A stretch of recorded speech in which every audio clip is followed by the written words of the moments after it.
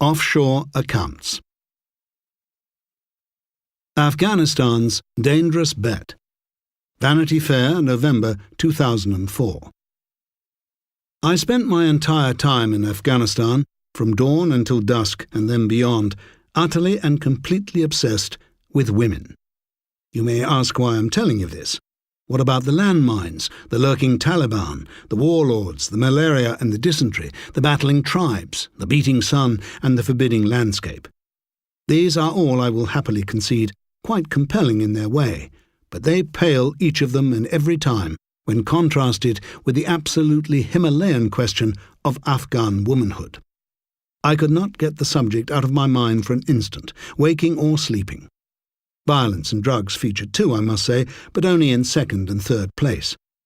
I'm seriously thinking of going back quite soon. For one thing, the future of democracy may be at stake. I gather, I said to the official of the National Democratic Institute in Kabul, that you're holding a mock election. Down the cell phone came his cautious, Canadian-accented response. We are, he said, as part of our training, conducting an election simulation. I silently reproached myself for my thoughtless flippancy, and managed to get myself invited along nevertheless. Under the shade of a large, cool, open-sided tent in the courtyard of one of the many NGO or non-governmental organisation buildings that now occupy so much of Afghanistan's battered and filthy capital, a sample electorate had been assembled. More than half were women, of whom all had donned some kind of head covering, while none wore the all-enclosing burqa. All, in other words, were showing the most ravishing part of the female form, the face, and almost all of them were displaying at least some of the second most hypnotizing feature, their hair. One had brought a daughter along, and another a grandson. There are an awful lot of widows in Kabul. Good-humoured, polite young men, most of them Afghan, were instructing them in how to cast a ballot. First, 3 candidates made 10-minute pitches for their hypothetical parties. 2 of the candidates were women, and one an older man with a dark moustache that set off his whitening ombrose locks. Then the simulated electorate was invited to produce its voter registration cards, to receive an indelible ink stamp on the wrist, to show its punched voting paper to a man with Genghis Khan cheekbones, and to proceed into a curtained voting booth before emerging and modestly, proudly, dropping the completed ballot into a locked box. The entire thing might have made a charming episode on Scandinavian public television. The blessings of universal suffrage as brought by well-intentioned secular missionaries. But 3 years ago, you could not look an Afghan woman or girl in the eye. Half the population was chattel or other property, invisible, enveloped, and voiceless. The male members of their families could literally give them away as bargaining chips or prizes. Arbitrary and lascivious punishments, usually totted up in lashes, but sometimes in lethal stones, were the enforcement of this slavery. You can still read, quite often, of young women who set themselves on fire to avoid forced marriage and other types of bondage. My sex obsession was nothing to that of the Taliban and their bin Ladenist guests, who regarded the world of their mothers, sisters, wives and daughters with plain contempt and even horror. Of the men-only martyrs of this movement, the fascinating thing is not how many of them dreamed of virgins, but how many of them were virgins. Yet as I arrived in Kabul, the females of the country were in the process of astonishing all observers. Of those who had registered to vote, fully 41% were women. And this was in no mean turnout. There are even parts of the country where the number registered is higher than the supposed number of voters. President Hamid Karzai has joked publicly about this Chicago-like development, attributing it rather airily to an excess of democratic exuberance. But since estimates of Afghanistan's population fluctuate between 21 and 29 million, some allowance probably has to be made for its people's first-ever visit to the polls. These people will not be casting their ballots in shaded tents and urban courtyards, but before admiring international witnesses. They will be risking, and have already defied, acid in the face, mines on the road, bombs in the schools, and even the mosques where voters gather, and every other imaginable kind of discouragement. The worst discouragement of all is the fear that the vote really will be an election simulation. and that Afghanistan will continue to be run by gender-crazed old mullahs and bandits. A photo op from the 21st century can easily be negated by the terrible weight of the centuries that have gone before. As William Faulkner said about the Deep South, the past is never dead. Here, it is not even past. The newspapers and television may have been telling you every day that the shrine of Imam Ali, cousin and son-in-law to the Prophet Muhammad, peace be upon him, lies beneath the Golden Dome in Najaf in southern Iraq. But no pious Afghan entirely believes this version. After his killing in AD 661, according to the local story, Ali's followers feared for the desecration of his corpse. They embalmed it, placed it on the back of a white female camel, and made the beast canter until it dropped. That spot would be the burial place. The camel gave up in northern Afghanistan, and the great Imam is therefore interred in what is now the city of Mazar-e-Sharif, or the Tomb of the Exalted One. The shrine is still there, even though its original was pretty thoroughly trampled by Genghis Khan. One of President Hamid Karzai's earlier actions after the defeat and flight of the Taliban was to journey to Mazar-e-Sharif and in front of a huge Nowruz or New Year crowd unfurl Ali's green flag. The Sunni Taliban had forbidden the pilgrimage because the origins of Nowruz lie in Babylonian and Zoroastrian antiquity, and were considered, like the shell-blasted statues of the Buddhas in Bamiyan, pre-Islamic and therefore profane. Then again, the early chroniclers among the Afghans claimed that it was they and no others who were the lost tribe of the Jews, descendants of King Saul and the true survivors of the Babylonian captivity. This claim was examined and disputed in 1815 by the Honourable Mountstuart Elphinstone of the East India Company, later to cut a sorry figure in the Memoirs of Harry Flashman. But the idea resurfaced in the famous 11th edition of the Encyclopaedia Britannica, published in 1910, when imperial ethnography was at its zenith. A respectable number of intelligent officers, well acquainted with the Afghans, have been strong in their belief of it, and though the customs alleged in proof will not bear the stress laid on them, undoubtedly a prevailing type of the Afghan physiognomy has a character strongly Jewish. Perhaps we've been fighting over the wrong Holy Land all along. I personally began to find consolation in the small victories of the profane over the sacred. It's jolly to sit in Flashman's restaurant, sipping scotch and wine in the restored Gandamak Lodge, and know that this house used to be the sheltered enclave of one of Osama bin Laden's luckless wives. No waitresses yet, I had to notice. Only old men and young boys are trusted with the job. It's a treat to get your glossy copy of Afghan Scene and read of the films and plays and photographic exhibitions that are on offer in town. It's heartening to see the female students at Kabul University flaunting knockoffs of international fashion and often earning enough as part-time translators to support their parents, and thus undermine patriarchal authority. It's cheering to see groups clustered around flickering TV sets riveted to the videos of swimsuit contests. It was a delight to sit with Wais in his pizza restaurant. More than 3.4 million Afghan refugees have come home since the fall of the Taliban, and hear his cut-with-a-knife New Jersey accent as he described how things had improved. Night and day, man. Fucking night and day. I think of my inspiring but sedate interview with Dr. Masouda Jalal, the only woman candidate for the presidency, and the only female to have challenged Karzai's candidacy in the famous Loya Jirga or Grand Council, which also prepared the new Afghan constitution. She's a well-known physician who ran a clinic and a secret school during the Taliban years and was briefly detained. She lives, like a number of Kabul's educated middle class, in a hideous district of People's Republic-type apartment blocks built by Soviet advisors on the outskirts of the capital. Indeed, I think her secret is that she's a former leftist, though of the pro-Chinese variety. Her rhetoric still bears traces of that serve the people idiom, and she speaks without embarrassment of a constituency of progressive scholars, intellectuals and Democrats, not omitting a few newer terms about civil society. President Karzai, she says firmly, has signed too many protocols with warlords and mullahs.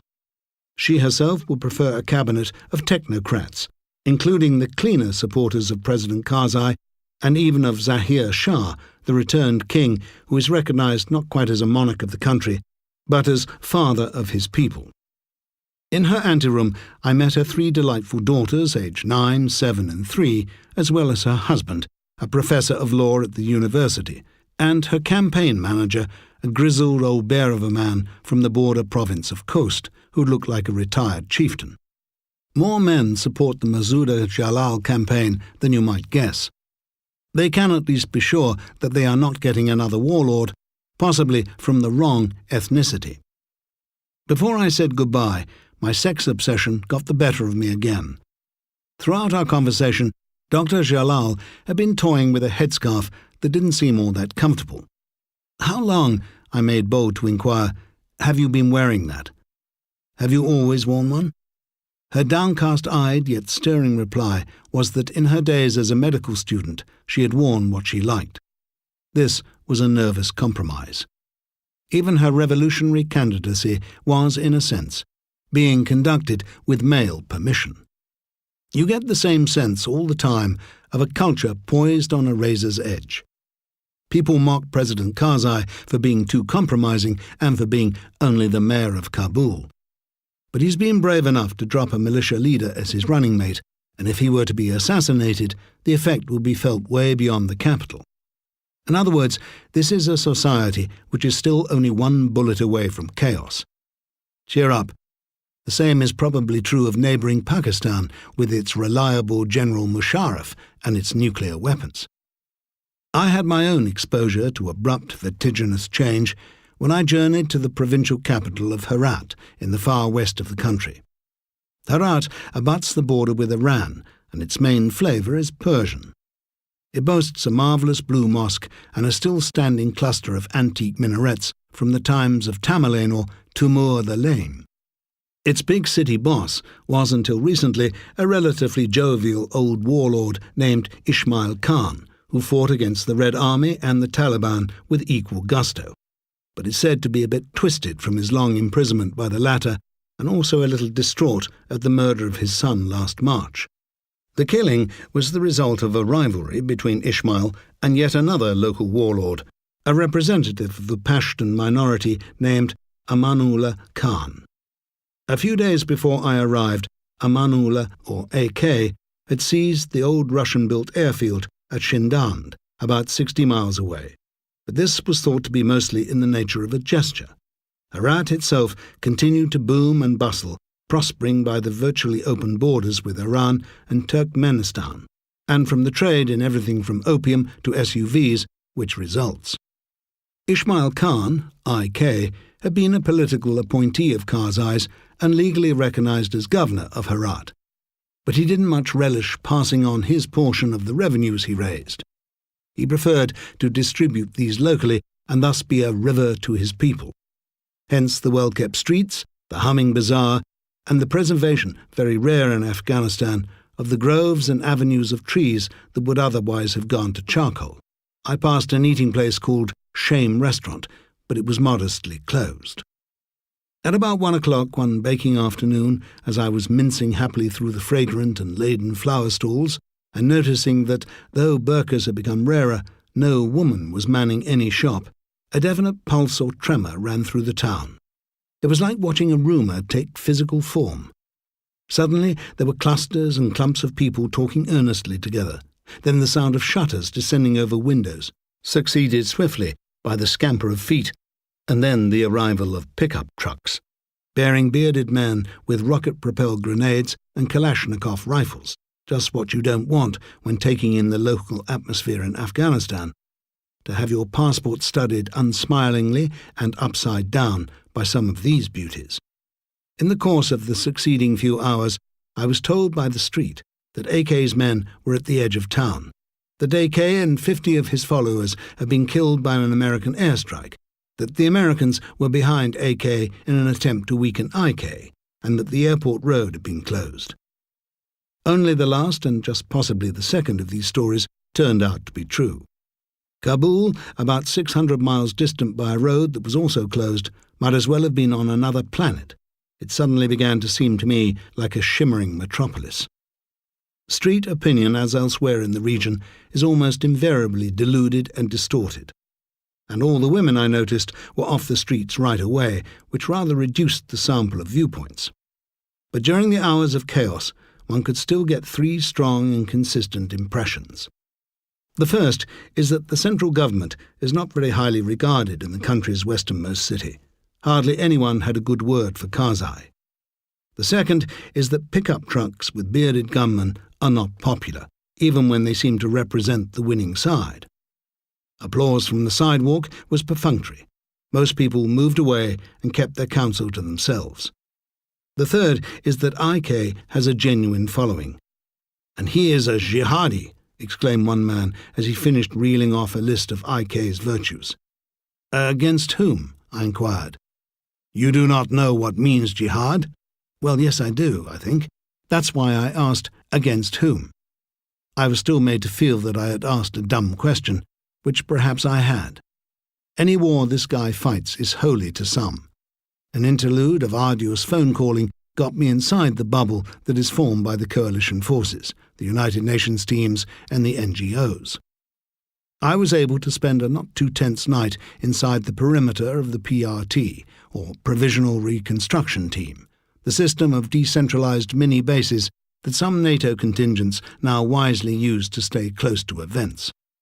The HQ was right in the middle of town, and its compound contained several dozen armed Afghans. Many of them were awake and on guard while the bulk of the garrison was sleeping, a thing you would not see inside the equivalent American base in Iraq. "Yeah, they're family," said a central-casting farm boy soldier from Wisconsin. "Buddies for life." It was rather nice inside the bubble. I met some tough and smart guys who'd become good at collecting local intelligence and who mingle the job of collecting it with the job of distributing aid.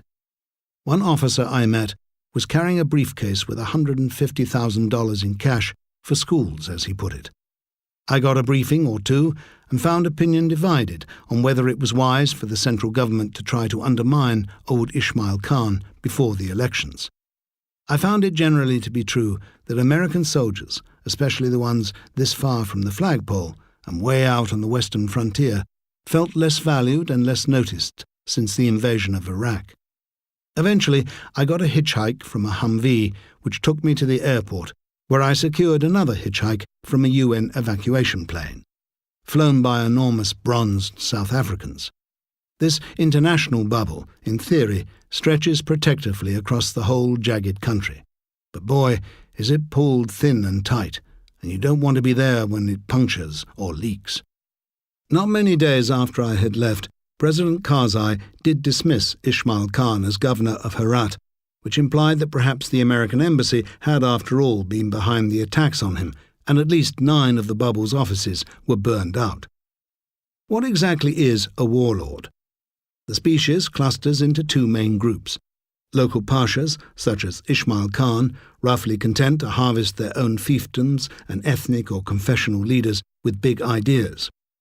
Into the latter category would fall the grisly, sadistic figure of Gulbuddin Hekmatyar, once a favourite of Pakistan and the CIA, but now a wanted man who combines Taliban rhetoric with extreme corruption and opportunism. Yet we would also find the late Ahmed Shah Massoud, the brilliantly charismatic leader of the Northern Alliance, who was both a Tajik tribal commander and a devout Islamist.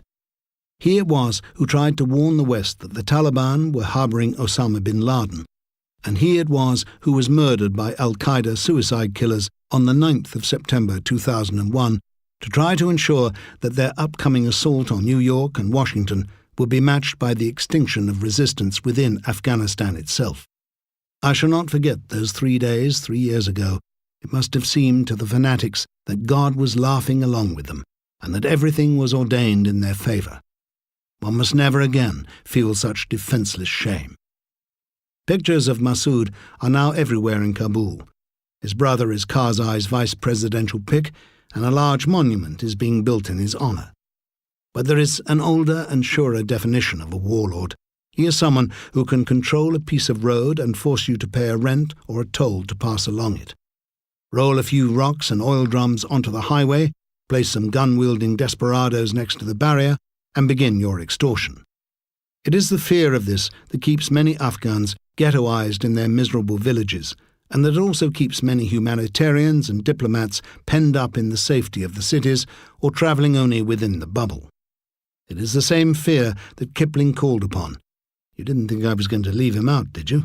In his extraordinary Afghan poem, Arithmetic on the Frontier. A scrimmage in a border station, a canter down some dark defile. £2,000 of education drops to a 10-rupee jazile. Strike hard, who cares? Shoot straight, who can? The odds are on the cheaper man. You can still see homemade jazile rifles, along with fearsome daggers, in the front of shops along Chicken Street and Flower Street in Kabul, placed there mainly to give the handful of tourists a cheap thrill. But it takes only an inexpensive, improvised roadside or handheld weapon to put fright into the aid workers and election supervisors who have to leave the compounds or venture through the arid rural communities where 70% of Afghans still try to exist. In the town of Ghazni, for example, a young Frenchwoman named Bettina Gouala was cut down in broad daylight last November while working for the UN High Commissioner for Refugees. Not far away, a bomb exploded in a mosque, while voters were attempting to register the names they could barely write. I will venture a prediction.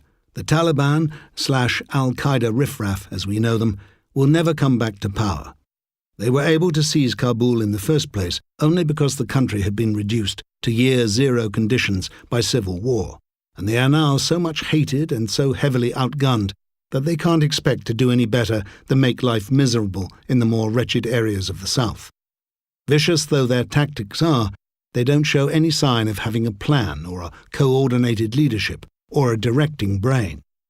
If Osama bin Laden is still alive, he has a very faint and unconvincing way of demonstrating it. He doesn't even issue fiery sermons anymore. His deputy, Ayman al-Zawahiri, got the job of making the September anniversary rant this year and of issuing the false claim that Americans were cowering in their trenches in southern and eastern Afghanistan. And Osama used to be so voluble. I selected Ghazni just now for a reason. I paid it a visit just as the registration of voters was being completed. My expedition from Kabul was remarkably swift and easy, because the place lies along the new highway from the capital to Kandahar, the southern city that may well have been named for Iskandar, the local name for Alexander the Great. The south is still in the danger zone. It abuts the near ungovernable Pakistani tribal areas, and even in Kandahar itself, the female registration for the election is little more than half the national average. But 2 years ago, that journey would have been an extremely rugged and hazardous undertaking that could consume at least a whole day. Now, you can drive from Kabul to Kandahar in 6 hours. Pedal to the metal, I hit 80 miles per hour on the straight and level, than which the car itself could do no more. Roadblocks became redundant or archaic in these conditions. People sometimes sneer at the Kabul-Kandahar highway, saying that it's still unsafe, and that in order for it to be completed in time for President Bush to celebrate it in a speech, a couple of inches of blacktop had to be omitted from its surface. Well, I have now driven along a good bit of it in daytime and darkness, and perhaps I was just lucky. It's patchy in places, but backup gravel and tarmac are both being heaped lavishly on the roadside. Even more noticeable is that enterprise is beginning to rise up along the way, from gas stations to the outlines of factories and construction sites. It is mainly a superstition from our own past that can absolutely ruin the hopes of those who wait online in the sun and hope against hope that their votes will count. We can still get a failed state or a rogue state in Afghanistan if we really work at it. Nothing is crazier when you see it up close than the stupid war on drugs. Nobody believes in it for a second. The military specialists all think it is a waste of time, or at best, as the saying goes, a distraction from the hunt for Al-Qaeda. The farmers all think it's an assault on their only viable crop. The warlords just can't believe their luck. There are whole areas of the country recovered from Taliban control, where the hearts and minds battle is being lost every hour of every day, with dumb attempts to root out the only thing that grows and the only thing that sells. After years of withering drought and even more years of devastating crop burning and desolation, which would you plant?